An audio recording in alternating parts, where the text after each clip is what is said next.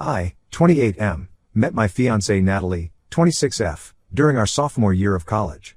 We were both majoring in business administration at State University, a school known for its competitive program. I remember the first day I saw her in our microeconomics class. She was this petite brunette with striking green eyes, sitting in the front row, furiously taking notes. I was instantly drawn to her focus and determination. It took me a few weeks to work up the courage to talk to her. We were assigned to the same group for a project, and that's when I discovered her contagious laugh and sharp wit. Natalie was smart, ambitious, and had a great sense of humor that matched my own. We started hanging out more, first for study sessions, then for coffee, and eventually for dates. Natalie came from a family of 4 kids. She was the second oldest. Her older sister, Vanessa, 29F, had graduated a year before we started college and was already working as a marketing executive at a local firm. The younger siblings, twins Rachel, 22F, and Ryan, 22M, were still in high school when we met. Their parents, David, 54M, and Maria, 52F, owned a successful chain of bakeries in our city. I came from a more modest background. My parents divorced when I was young, and I was raised by my mom, a high school teacher. I worked part-time jobs throughout high school and college to help with expenses. This difference in our backgrounds never seemed to matter to Natalie, which I always appreciated. Our college years were a whirlwind of classes, part-time jobs, and stolen moments together. We'd study late into the night, quizzing each other and dreaming about our future careers. Natalie always talked about working for a big marketing firm, while I was more interested in the tech industry. We supported each other through tough exams, internships, and the stress of final year job hunting. After graduation, I landed a job at Technova, a promising startup in the city. The hours were long, but the pay was good, and I loved the fast-paced environment. Natalie, on the other hand, struggled to find a job in her field. Despite her excellent grades and internship experience, the job market was tough. She ended up working as a barista at Java Jolt, a local coffee shop chain, while applying for positions related to her degree. I tried to be supportive during this time, knowing how frustrated Natalie was.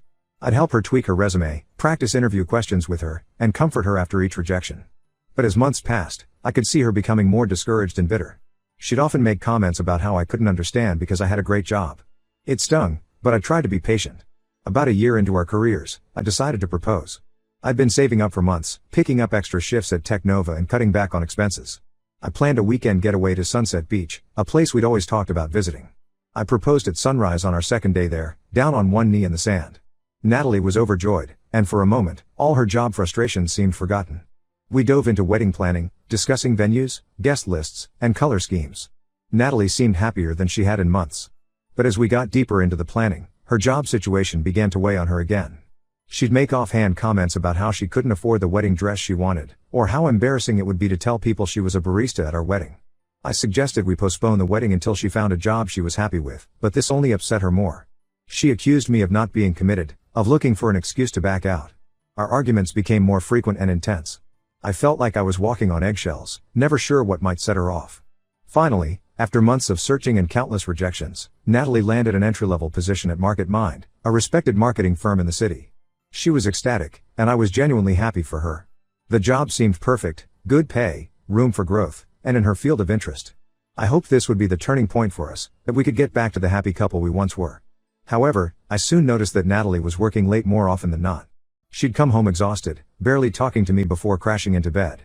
At first, I chalked it up to the demands of a new job. I'd bring her dinner at the office, offer to give her massages to help her relax, but she often brushed me off, saying she was too busy or too tired. As weeks turned into months, I started to feel a growing distance between us. Natalie was always too tired to go out, too busy to plan the wedding, and too stressed to have meaningful conversations. When I tried to talk to her about it, she'd brush me off, saying I was being clingy and unsupportive. She'd remind me of how I was always busy when I first started at Technova, implying I was being hypocritical. Then came the business trip.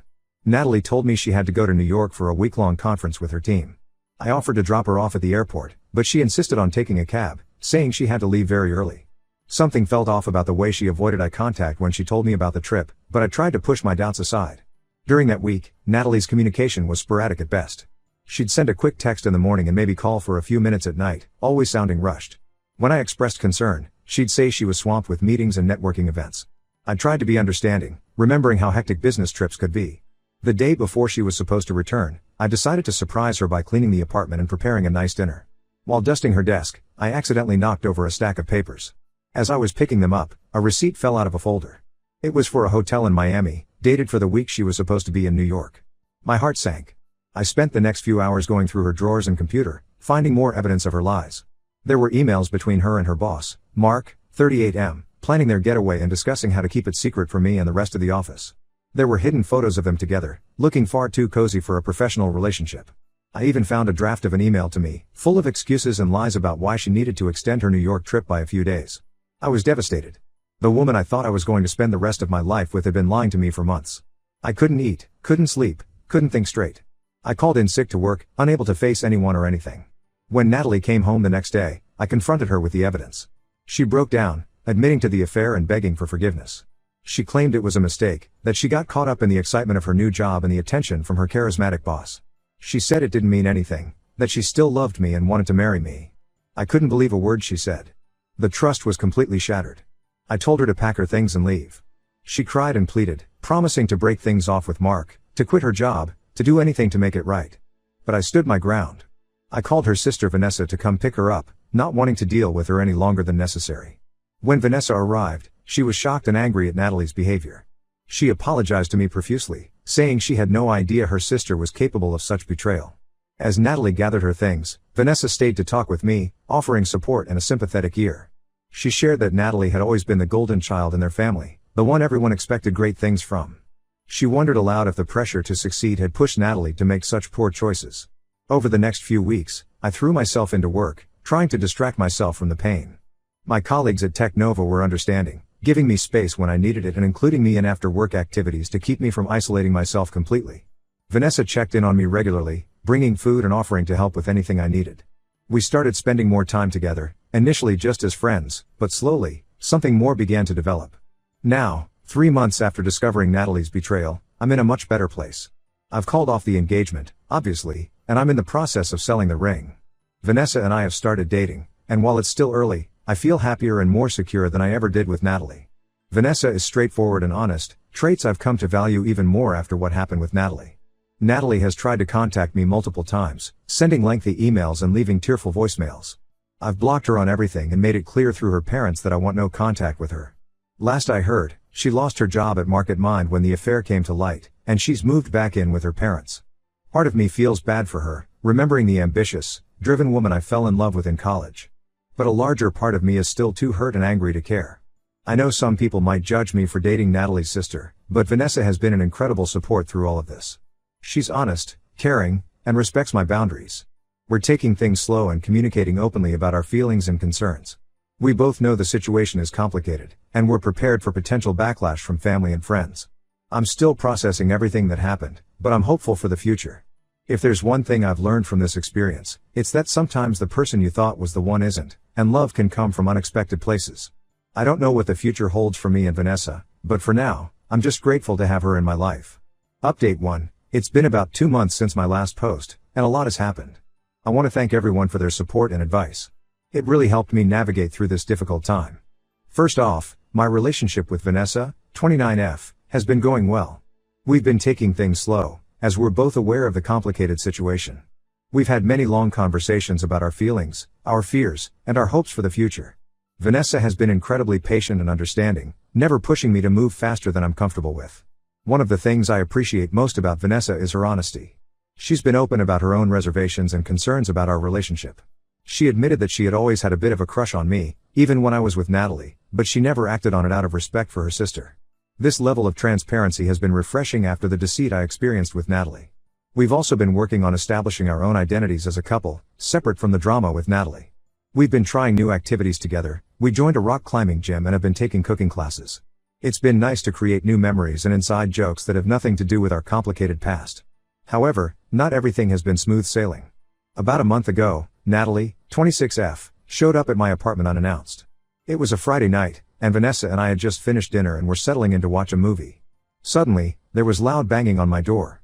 When I opened it, Natalie stumbled in, clearly drunk. She started making a scene in the hallway, crying and begging me to take her back.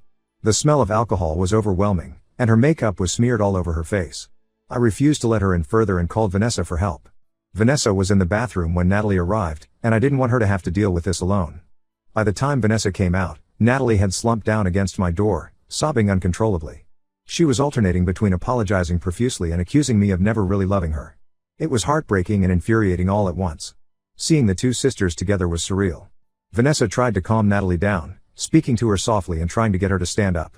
But when Natalie realized Vanessa had come from inside my apartment, she flew into a rage. She started screaming at both of us, calling us traitors and saying we'd betrayed her.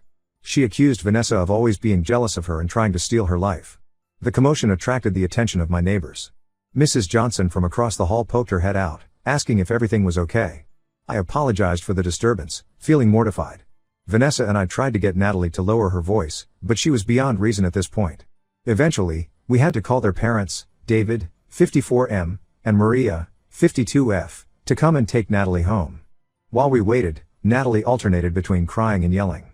She revealed that she had been fired from her job at her parents' bakery for showing up drunk, and that the guy she had been seeing had broken up with her. It was clear she was spiraling. When David and Maria arrived, they were mortified by Natalie's behavior and apologized profusely to me. I could see the pain and disappointment in their eyes. They've always treated me like a son, and I know this situation is tearing their family apart. David had to practically carry Natalie to the car, while Maria stayed behind to talk to us. Maria expressed her concern about Natalie's drinking and asked if we knew how long this had been going on. We honestly didn't know. She then hesitantly asked about my relationship with Vanessa. I could tell she was trying to be supportive, but was struggling with the idea of her daughters essentially switching places in my life. It was an uncomfortable conversation, to say the least. The incident left me shaken. I started having doubts about my relationship with Vanessa, wondering if we were doing the right thing. Was it worth causing so much drama and pain? Was I just rebounding from Natalie with the nearest available person? Vanessa sensed my hesitation and suggested we take a short break to clear our heads. She said she understood if I needed space or even if I wanted to end things. I spent the next week thinking long and hard about what I wanted. I went on long walks, talked to my mom and my closest friends, and did a lot of soul searching. I realized that despite the complications, my feelings for Vanessa were genuine. She had been my rock through this whole ordeal, and I couldn't imagine my life without her now. When we met up again, I told Vanessa how I felt. I said I wanted to continue our relationship, but we needed to be prepared for more family drama. She agreed, and we decided to be more open about our relationship instead of trying to hide it. We also agreed to set some boundaries. For example, we wouldn't discuss Natalie unless absolutely necessary, and we'd try to keep our relationship separate from family gatherings for the time being. We had dinner with David and Maria to discuss the situation. It was awkward at first, but they were surprisingly supportive. They said that while they loved both their daughters, they couldn't condone Natalie's actions and they didn't blame us for finding happiness together. They did ask that we be sensitive about flaunting our relationship in front of Natalie, which we agreed was fair. As for Natalie, she's still living with her parents. I heard from Rachel, 22F, the younger sister, that Natalie has started seeing a therapist to work through her issues. Apparently, the therapist suggested that Natalie might have been using the affair and alcohol to self-sabotage due to feelings of inadequacy and fear of success. Part of me hopes she gets the help she needs, but another part of me is still too hurt to care. Work has been a welcome distraction through all of this. I recently got promoted to senior project manager at Technova, which has kept me busy and focused on something positive. My team is working on a new app that could really shake up the industry, and I'm excited to be leading the project. Vanessa has been incredibly supportive of my career, always ready with encouragement or a listening ear when I need to vent about a tough day. Vanessa's career has been going well too. She recently landed a big client for her marketing firm and has been putting in long hours to make sure everything goes smoothly. We've been learning to balance our busy careers with our relationship, making sure to set aside quality time for each other even when work gets hectic. Looking ahead, Vanessa and I are planning a weekend getaway next month. We both feel like we need some time away from all the family drama, just to focus on us and our relationship. We're thinking of going to a little bed and breakfast in the mountains, somewhere quiet where we can hike, relax, and just enjoy each other's company. I'm actually excited about it, which is a feeling I haven't had in a long time. I know we still have a long road ahead of us. Dating your ex-fiancée's sister isn't exactly a conventional start to a relationship. But for the first time in months, I'm feeling optimistic about the future. I'll keep you all updated on how things go. Update 2. Hey everyone, it's been about 6 months since my last update, and I wanted to share what's been happening. Vanessa, 29F, and I are still together, and our relationship has only grown stronger. We moved in together 2 months ago, which was a big step for both of us. We found a cozy apartment in a quiet neighborhood, closer to both our workplaces. The process of combining our lives and belongings was both exciting and challenging. We had a few disagreements about decor and organization, but we managed to find compromises that worked for both of us. Living together has had its challenges, but overall, it's been amazing. Vanessa is incredibly thoughtful and caring, always making sure we communicate openly about any issues that come up. We've established a routine that works for both of us, sharing household chores and making time for date nights even when work gets hectic. One of the best things about living together is the simple moments we share. I love waking up next to Vanessa every morning, sharing a cup of coffee before we start our days. We often cook dinner together in the evenings, trying out new recipes and laughing at our culinary mishaps. These quiet, domestic moments have made me realize how much I truly love her. The family situation, however, has become more complicated. Natalie, 26F, found out about us moving in together and had another meltdown. This time, she showed up at our new apartment on a Sunday afternoon. We were just relaxing, watching a movie, when we heard aggressive banging on the door. When we opened it, Natalie burst in, clearly agitated and smelling of alcohol. She started screaming at us, calling us every name in the book. She accused Vanessa of always trying to steal her life, bringing up childhood incidents I'd never heard about before. Natalie then turned to me, saying I never really loved her and that I was just using her family to climb the social ladder. It was a mess of accusations and tears. We tried to calm her down, but she wasn't having it. She started grabbing things off our shelves and throwing them on the floor. When she picked up a framed photo of Vanessa and me from our recent vacation and made to smash it, I had to physically restrain her. That's when we decided we had no choice but to call the police. By the time the police arrived, Natalie had slumped to the floor, sobbing uncontrollably. The officers were understanding but firm. They escorted Natalie out of the building and advised us to file for a restraining order if this behavior continued. It was a horrible experience, and it left both Vanessa and me shaken. After this incident, David, 54M, and Maria, 52F, sat down with all of us, me, Vanessa, Natalie, Rachel, 22F, and Ryan, 22M. They said they couldn't keep playing mediator and that we all needed to figure out how to coexist as a family. It was a tense meeting, to say the least. Natalie refused to even look at Vanessa and me. She sat with her arms crossed, staring at the floor for most of the conversation. When she did speak, it was to accuse us of ruining her life and say she'd never forgive us. Rachel and Ryan were clearly uncomfortable, caught in the middle of their older sister's drama. They mostly stayed quiet, only speaking up to plead for peace in the family. David and Maria tried to be impartial, but I could see the strain this was putting on them. They love all their children, and seeing their family torn apart like this was clearly breaking their hearts. In the end, we agreed to keep our distance from Natalie at family events, but it's clear that the family dynamic has been irreparably changed. On a brighter note, my career has been going well. The promotion I mentioned in my last update has led to even more opportunities. I'm now leading a team on a high-profile project at Technova. We're developing a new AI-driven platform that could revolutionize how small businesses handle their customer service. It's both exciting and challenging, pushing me to grow both as a manager and as a tech professional. There have been some late nights and stressful deadlines, but Vanessa has been my biggest cheerleader through it all. She's always ready with words of encouragement when I doubt myself, and she makes sure I remember to take breaks and take care of myself during crunch times.